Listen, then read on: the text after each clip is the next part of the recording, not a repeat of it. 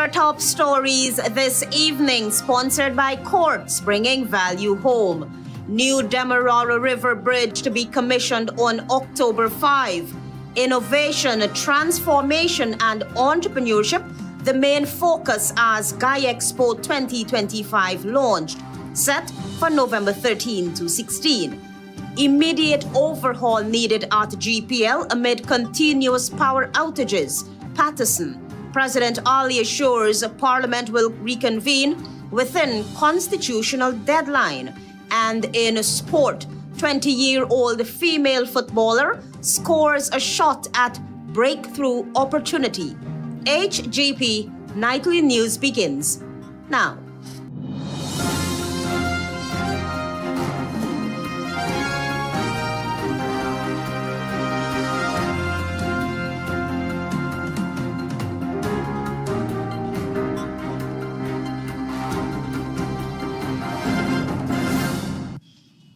Good evening to our viewers here in Guyana and online. I'm ALETHEA Grant with the Tuesday 30th September 2025 edition of the HGP Nightly News. This is what you should know this evening. The government of Guyana has finally announced a date for the commissioning of the new Demerara River Bridge after several missed deadlines. The commissioning is anticipated to significantly ease traffic congestions, particularly during the rush hour periods. Marvin Cato reports. The new Demerara River Bridge will finally be commissioned after missing several deadlines. During an exclusive interview last August with former Public Works Minister under the APNU-AFC government, David Patterson did emphatically state that the bridge would not meet the completion deadline due to the scope of works that had to be completed. The initial date for this project was supposed to be the 1st. This project was signed in May 2022 with a 2-year period, so that should have been 2024 completion. The former minister was of the view that the August 31st date was rather ambitious, and it turned out his critique was correct. The deadline was missed. Several deadlines, several really flimsy excuses. The drop-dead date, that's the date they like to use. The drop-dead date where everybody will cease existing is the 31st of August. Another deadline was set for September month-end, and that possibility was evidently also impossible when Nightly News obtained the footage showing some structural paving was still to be completed. The safety features still have to be installed, the signage. The wait will finally be over, and the magnificent structure will be commissioned on Sunday, October 5th, and opened to the public on October 6th. It is also important to note that the old Demerara River Bridge would remain retracted to facilitate the smooth flow of ships through Port Georgetown. Marvin Cato reporting for HGP Nightly News. GuyExpo 2025 was officially launched amid pomp and ceremony as the Ministry of Tourism, Industry and Commerce aims to attract tourists from far and wide. Here again is Marvin Cato. Thank you for joining us this evening for the official launch of GuyExpo 2025. Although I am no stranger to expos, as Cordell said, this is in fact my 5th expo. That was Minister Rodriguez speaking during the launch of one of the calendar events that many look forward to at the end of the year. Rodriguez said this year's theme, Transformation Through Innovation and Entrepreneurship, captures the spirit of our people and our drive. Our vision for GuyExpo 2025 is not simply to sustain the legacy of this distinguished event, but to reimagine and elevate it, ensuring that it remains relevant. Also embracing the move towards a more innovative and diversified direction is the new Minister of Tourism and the head of the Tourism Hospitality Association of Guyana, THAG. A big chunk of any tourism industry in any destination is the business traveler. And so, expos and exhibitions and a business forum like this is what attracts those business travelers. Events such as GuyExpo exposes local consumers to products that they may not necessarily know are produced here or can be substituted for popular products that are made overseas. GuyExpo therefore not only serves as a marketing tool, but also as a networking tool to ensure that products are known and lasting partnerships to promote these products are made. This is according to the president of the Georgetown Chambers of Commerce and Industry, GCCI, President Kathy Smith. It's truly an honor to be here at the launch of what has become a hallmark event for the private sector. GuyExpo has always been more than an exhibition. It is a platform for businesses to showcase their products and services. On the new ministerial management and an experienced expo team, Guyanese should expect nothing but the best quality and service delivery at the showcase event when it opens on November 13th through 16th at the Exhibition Center in Sophia. Marvin Cato reporting for HGP Nightly News. Antonia Day tells us that amid the constant power outages, David Patterson, former Minister of Public Infrastructure, is calling for a complete overhaul at the Guyana Power and Light Company due to dismal performance at the level of management. Many Guyanese have to feel the brunt of prolonged power outages, which at times are attributed to maintenance of utility posts or, worse yet, power surges. Many critics have questioned the effectiveness of the Guyana Power and Light Company, despite investments in power ships and constant mechanisms to increase the nation's power generation capacity, such as the Wales Gas to Energy project. However, David Patterson, former Minister of Public Infrastructure, has attributed these issues to the management of GPL and believes that these issues continue to worsen due to improper oversight and lack of strategic planning. Full truth is that they have no clue. The change still wouldn't change the underlying. They have no clue how to manage our power grid. We will get blackouts because the gas to shore project is languishing and not going to finish. The former Member of Parliament noted that GPL continues to fail abysmally and a serious and urgent change in the company's management is needed. The first thing that they should do is actually get rid of almost all of the persons at GPL and bring in real professionals that know what they're doing. Many commercial entities and university students who rely solely on the internet have been lamenting the frequent power outages. Some citizens on social platforms in frustration have deplored the lengthy power outages and have suggested that maintenance be conducted during the wee hours in the morning. Mr. Patterson, taking note of this, said that GPL's new management should revise their scheduling format. I don't know in any other country, every single week during the course of the day, there is always line maintenance issues. That is unacceptable. According to Patterson, under his tenure as Minister of Public Infrastructure, there was a proper scheduling and effective project management. Day or night. I mean, we had a schedule. You were supposed to be progressively working to improve.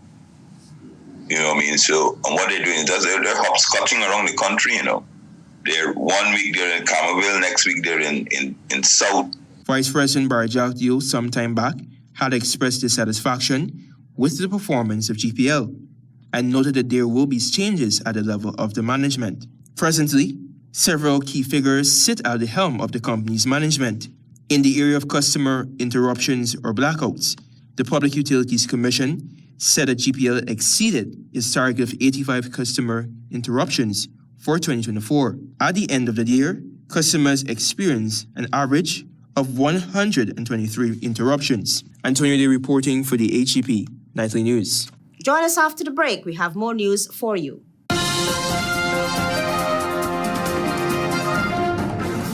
Make home yours every day with Courts. Oh yeah. Get value for your money. Courts have the best quality. Home is what you make it. Best prices and good credit. Courts have it all. Courts has what you need to make home yours. You can get it all with easy payment plans using Courts Ready Finance. Courts, make home yours. Welcome to SNL Electrical Inc., where lighting's and electrical needs are met with expertise and style. From the latest in electrical lamps to durable cables, circuit breakers, panels, we have it all. Illuminate your space with our elegant chandeliers, stunning crystal lights, and versatile pole lights. Looking to upgrade your comfort? Explore top-of-the-line AC units and our diverse selections of stylish styles. Visit us at 170-180 Thomas Street, Kitty, Georgetown. Discover a solution that not only lights up your world but transforms it. Call us on telephone number 226-3018 or 223-1634. SNL Electrical Inc. Powering your life with elegance, quality.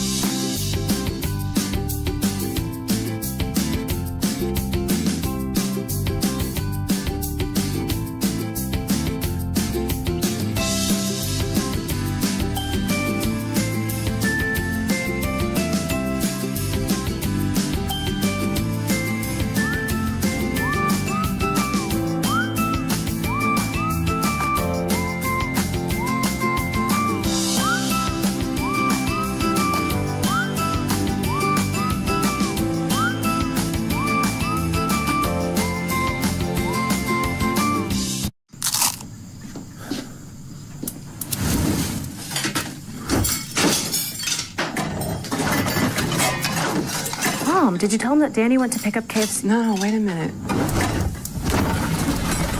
Are we really not going to tell him we already have KFC? A tasty dinner shouldn't be that complicated. Crunch the routine and order a delicious KFC bucket for the best price.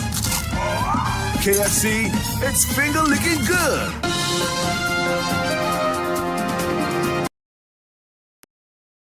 Back you with the HGP Nightly News. The Guyana Teachers Union has withdrawn its high-profile contempt case against the government. The move comes after more than a year of legal wrangling over the deduction of union dues from teachers' salaries, which has left many educators questioning the union's next steps. Jada June is on that story.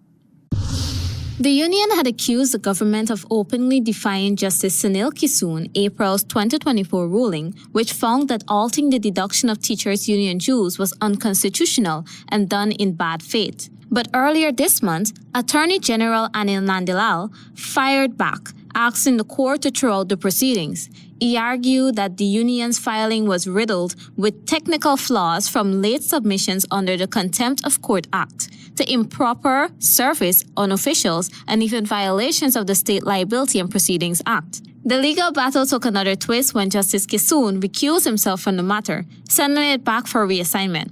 Before that could happen, however, the GTU quietly pulled the plug, filing notice to withdraw the proceedings altogether.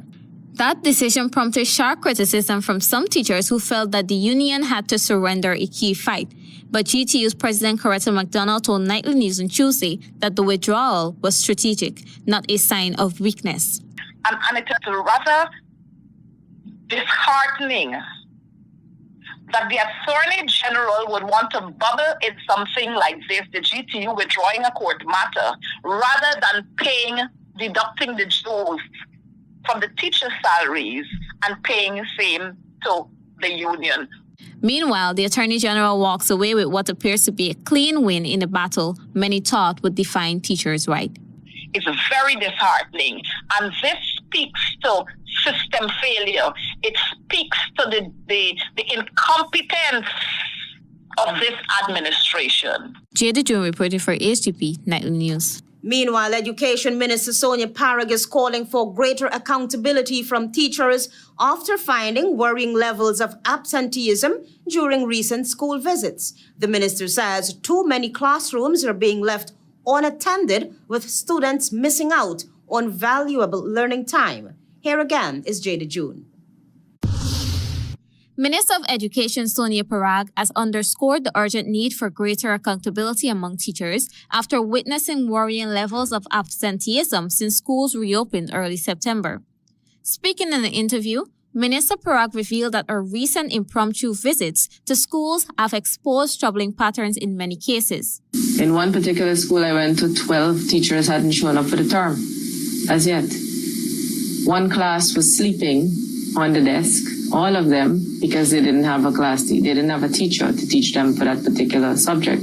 According to the minister, the lack of presence undermines learning and highlights the need to hold teachers accountable, not only for attendance, but also for the quality and impact of what is being taught.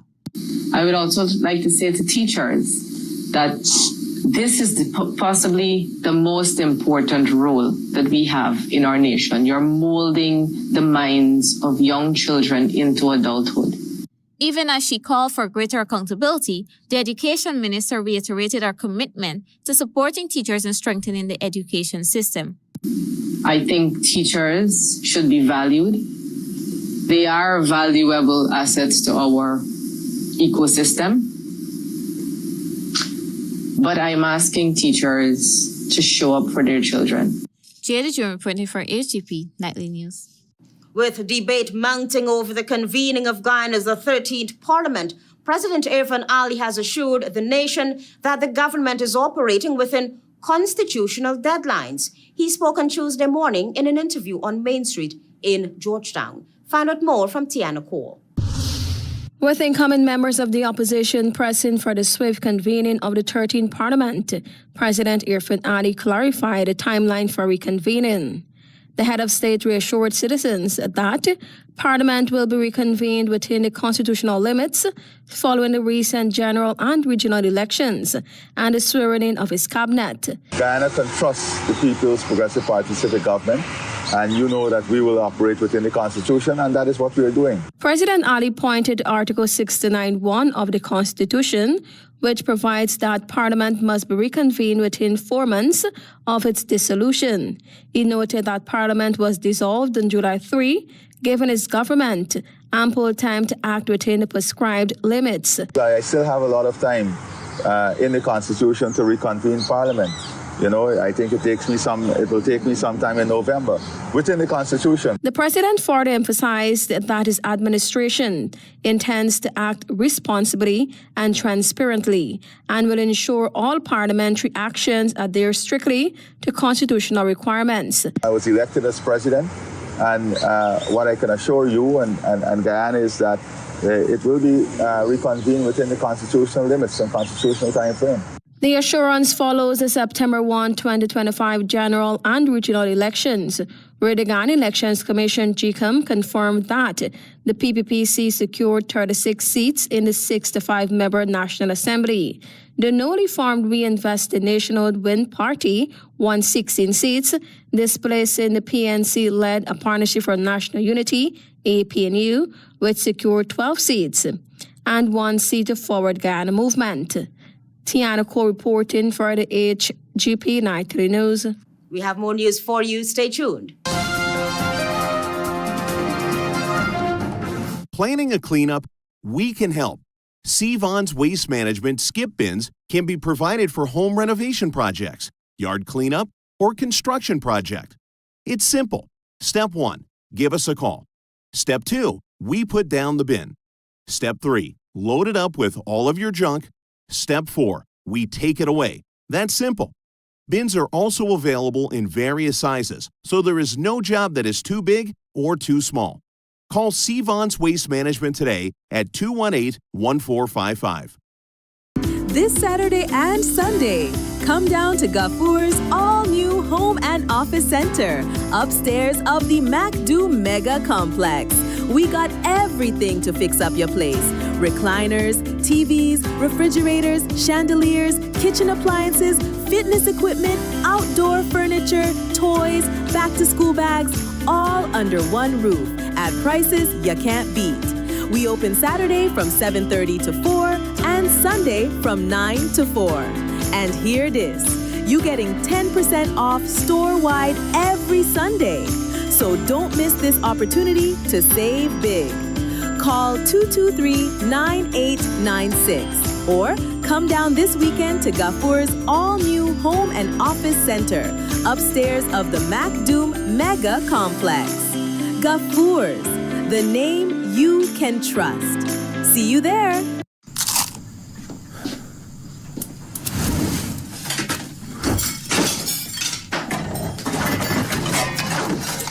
Mom, did you tell him that Danny went to pick up KFC? No, wait a minute.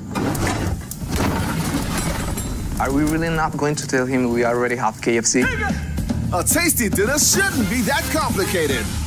Crunch the routine and order a delicious KFC bucket for the best price.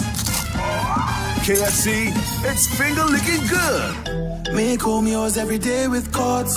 Oh, yeah. Oh, ooh, oh, oh. Get value for your money. Ooh, oh, oh. Courts have the best quality. Home is what you make it. Best prices and good credit. Oh. Courts have it all. Courts has what you need to make home yours. You can get it all with easy payment plans using Courts Ready Finance. Courts, make home yours.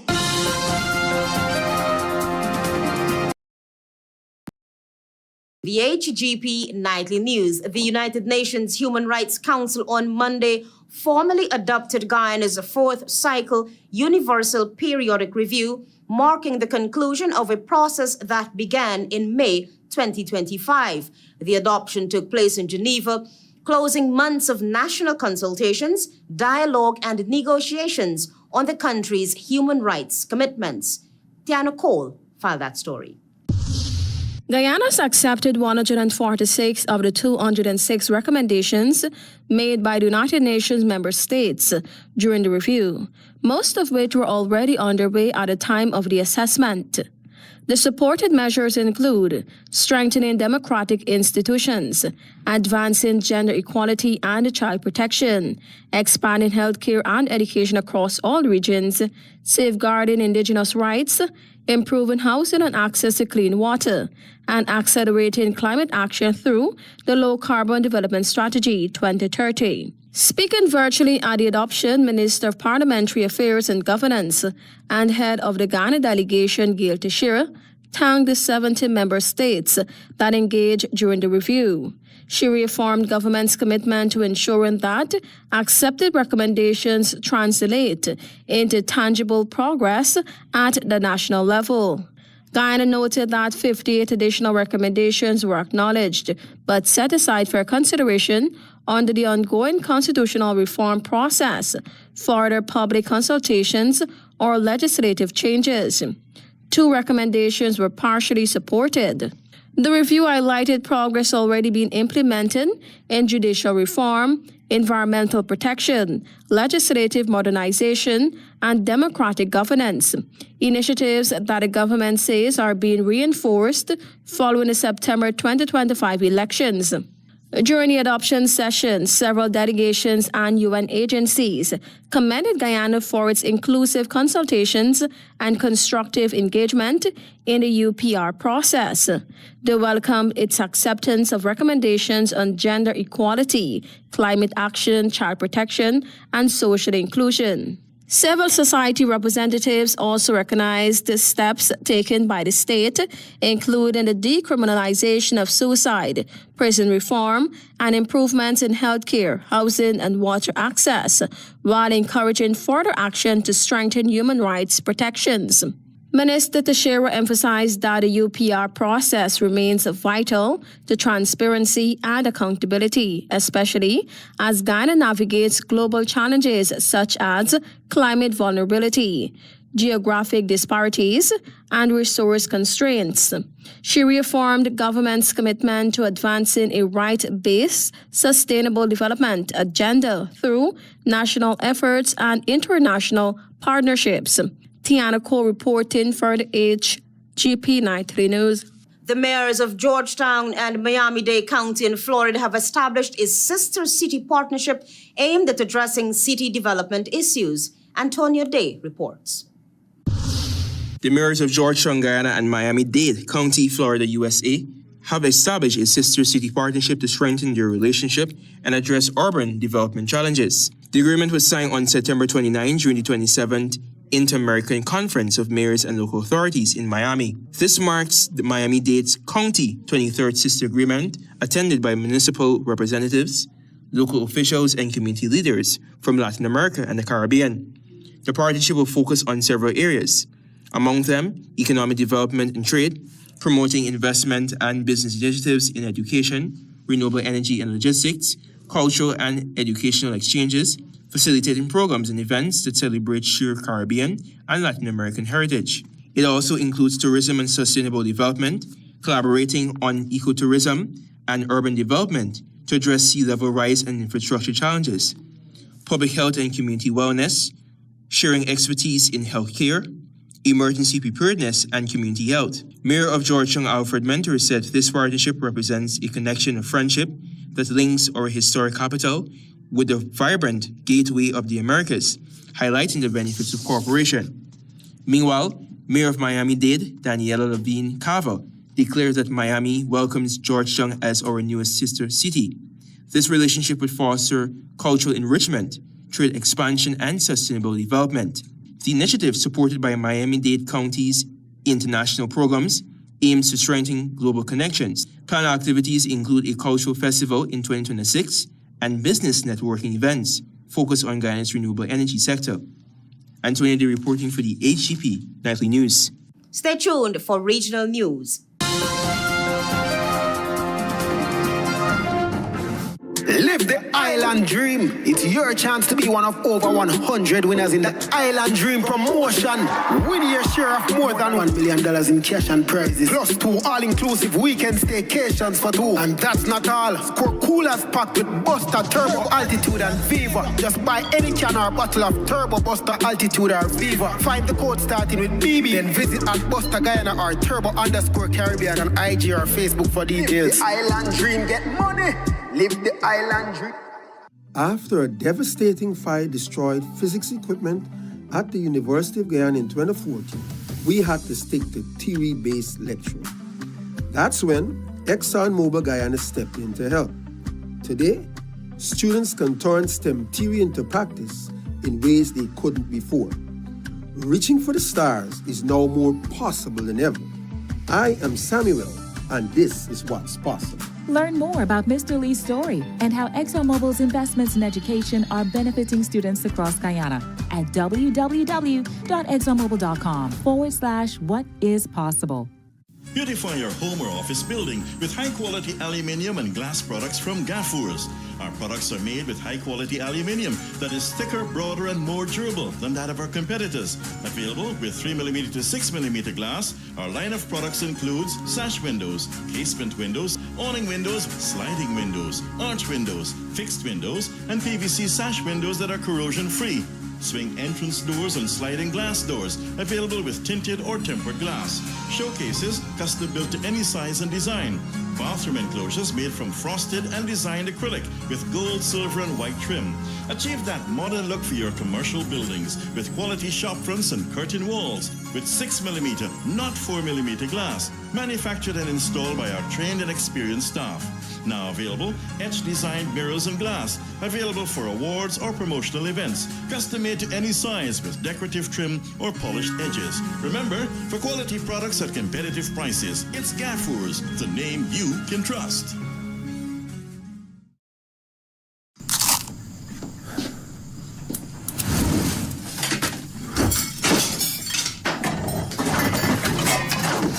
Mom, did you tell him that Danny went to pick up kids? No, wait a minute.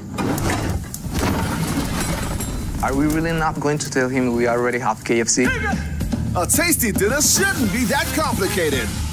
Crunch the routine and order a delicious KFC bucket for the best price. KFC, it's finger-licking good.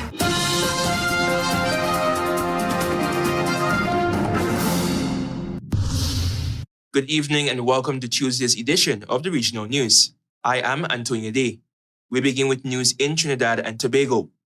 Victor Chandler honored his wife Dr. Dorothy Fillmore Williams Chandler to her funeral at St. Charles Roman Catholic Church in Tunapuna. She passed away on September 19, 3 weeks after being shot in an attempted carjacking. Chandler expressed her deep bond, saying, quote, "I was 50% of her and she was 50% of me," highlighting their love for their children and their successes. The service was attended by family, friends, colleagues, and students. The eulogy was delivered by the couple's 3 children, Carlin, Shanice, and Carrie. Her son Carlin said that she encouraged him to seek family in the wider community as a value that she learned growing up in a single-parent home in Jamaica. Her daughter Chinese said, and I quote, "She supported us emotionally, financially, and educationally, always present and problem solving, and she made everyone feel important," end of quote. Kari added, "She had a gift for organization, always with a notebook filled with lists and plans. Her systems always work," end of quote.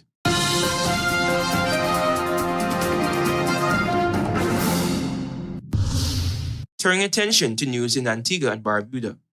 A new U.S. report highlights the vulnerability of foreign workers in Antigua and Barbuda, particularly those associated with Chinese and Cuban government programs, as the country remains on the U.S. State Department's Tier 2 watch list for human trafficking. The 2025 Trafficking in Persons report noted improvements in the government's efforts to protect foreign workers, but significant gaps remain, including a lack of confirmed trafficking victims since 2019. Additionally, about 72 Cuban medical professionals and Chinese nationals working on construction projects are at risk of exploitation and forced labor. The government has begun reviewing contracts involving Cuban workers to ensure that employees not the Cuban regime receive 100% of their pay, the report said. It added that oversight of Chinese-affiliated construction projects remain limited.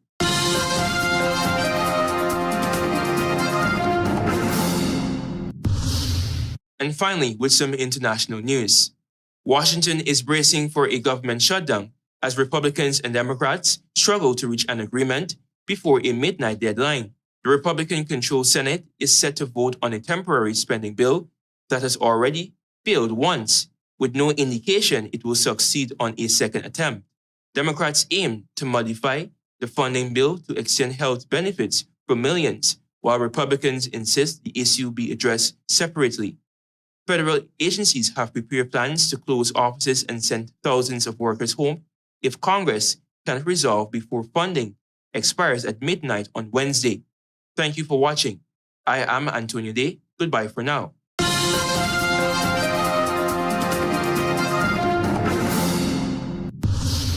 Now let's join Darwin Neblet for HGP's Sports Pulse.